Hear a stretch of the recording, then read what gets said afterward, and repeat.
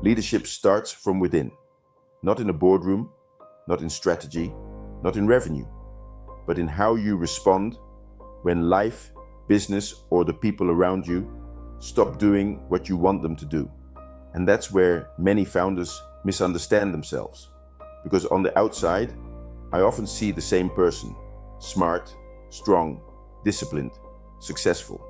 People who are used to carrying pressure, performing, pushing through. But under pressure, something shifts. The moment control disappears, the entire system changes. That's when it becomes all or nothing. Working harder, controlling more, pushing harder, making faster decisions, changing everything, shutting down, punishing the body, putting pressure on relationships, forcing the team. And what most people don't understand is this. Psychologically, it actually makes sense. But from the inside, you experience it as, why am I doing this while I can literally see it happening? That split awareness matters. One part of you observes the pattern. Another part takes over the moment tension appears. And I see this in many strong founders. Reality no longer matches what they want to feel. The body stops cooperating. A partner doesn't understand them. The team moves too slowly. The business isn't growing fast enough. Rest never comes. Control disappears. And the nervous system doesn't translate that as, that's unfortunate. It translates it as, I'm losing grip. So the system moves into intensity. Not because you're weak, but because somewhere along the way, control became connected to safety. And that pattern shows up everywhere. In business, in relationships, in health, in money, in leadership. Many founders build companies from a place of strength, while still leading themselves from survival.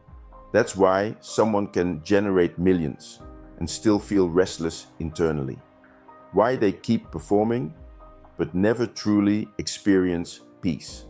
Why success keeps growing, while the body becomes more exhausted. And that's also why many founders become addicted to intensity, because rest almost feels like stagnation, weakness, loss of control.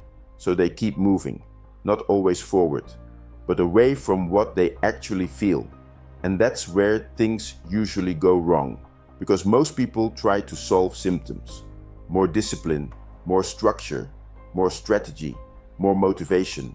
But real transformation only happens when you are willing to look honestly at the root of the pattern, at the part you normally avoid, control, or suppress. And interestingly enough, the real cause is usually hiding exactly where things become uncomfortable. That is why I do not work on symptom management. I look at the pressure behind the behavior, the patterns behind the performance, the system behind the leader. Because many strong people have learned that they must handle everything themselves, always stay strong, always stay in control.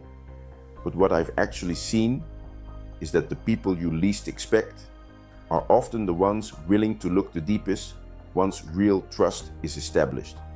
And those are usually the most dangerous players in the room. Not because they are perfect, but because they are willing to face themselves without performance. That is where leadership begins for me. Can you stay present without immediately escalating the moment tension appears? Can you feel without needing to instantly regain control?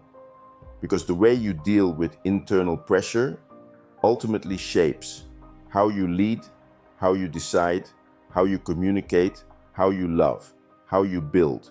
Many founders think their bottleneck is strategic, but often the real bottleneck lives inside the system behind the leader.